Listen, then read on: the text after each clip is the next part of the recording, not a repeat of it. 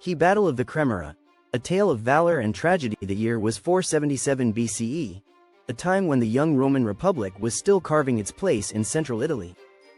To the north lay Veii, a powerful Etruscan city that had long been Rome's bitter rival.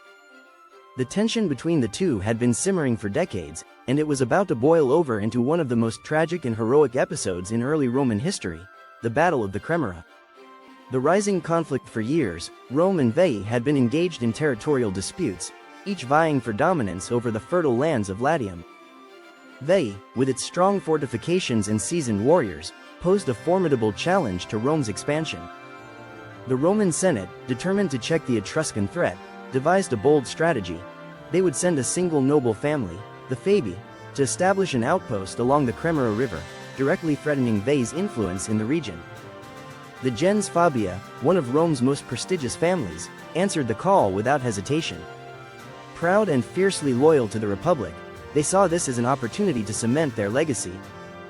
306 warriors, along with their retainers, marched out of Rome with great fanfare.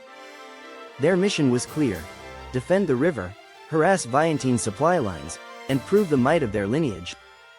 The siege at Cremera. For 2 years, the Veii held their position.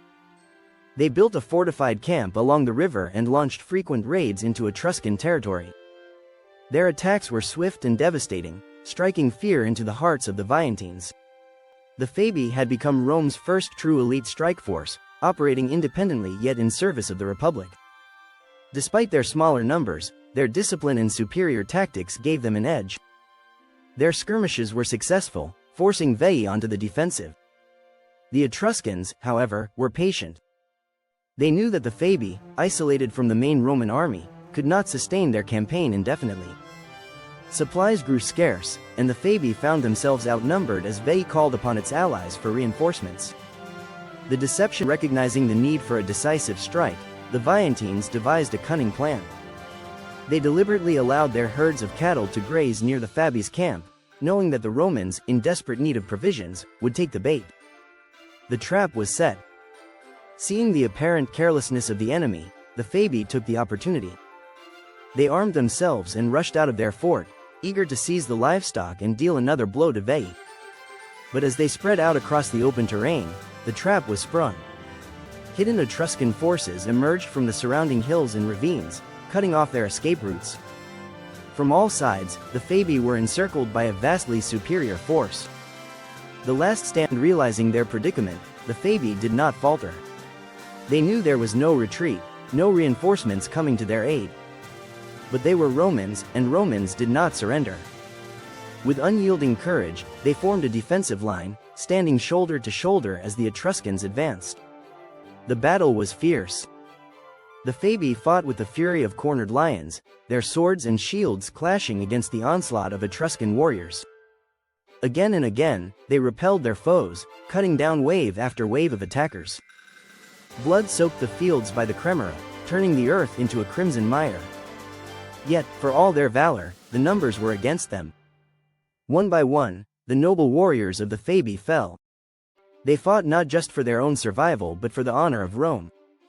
Even as exhaustion set in, their battle cries echoed across the valley, a testament to their unbreakable spirit.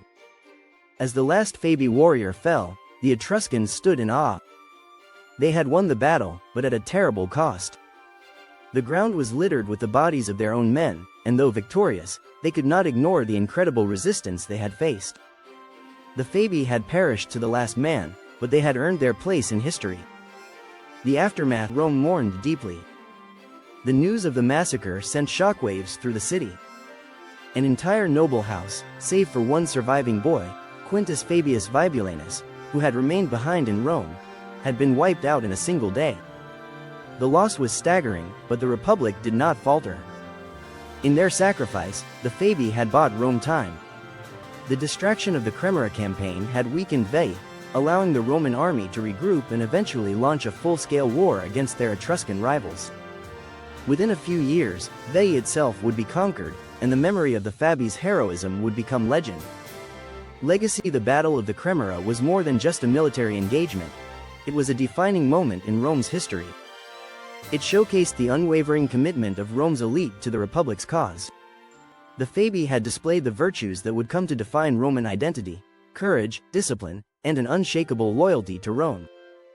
Their story was passed down through generations, a reminder of the price of duty and the glory of sacrifice.